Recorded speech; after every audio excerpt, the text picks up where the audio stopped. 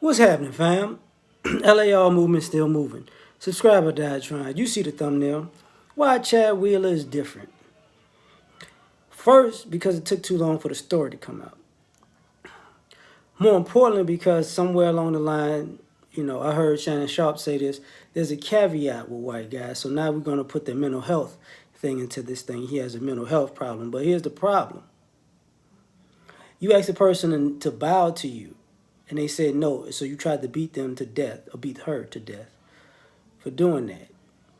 And this why it's different is because, to me, this ain't assault. This is attempted murder, because he thought he killed her and he started eating. And when she woke up, he was like, "Oh, you still alive?"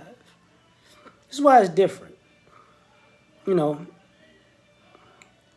because ultimately, this has to do with a certain mentality. On the cusp of the how people get treated in the Capitol riots, you see it again. And I'm sure the NFL is going to have to do something about this case. But see, here's the difference. Do you remember Ray Rice, right? Ray Rice got blackballed from the league. He's done. He never played again.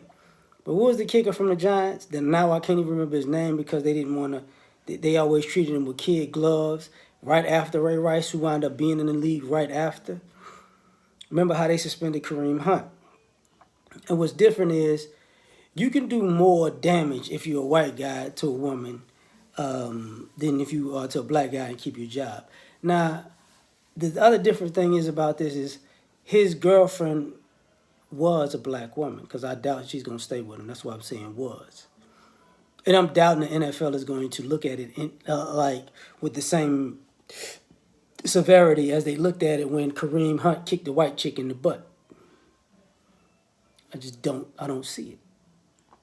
I could be wrong, but I doubt it.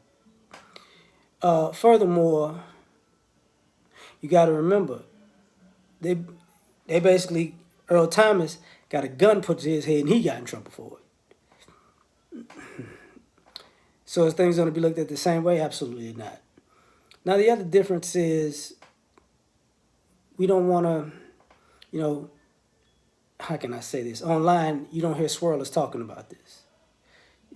All the people who want to divest and swirl, they pop up. When these stories come up, like roaches when the lights come on, they scatter. They don't say a word.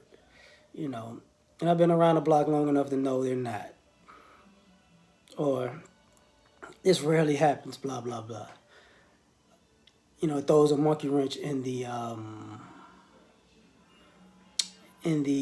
savior argument, the better choice argument.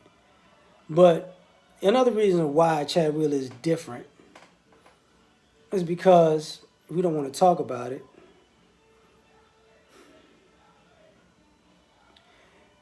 This country doesn't have the same smoke for this type of aspect. And I can go all the way back to the DeBarge family, when he used to talk the stories about his mother getting beat by his father and the police would come and be like, "All right, chill out."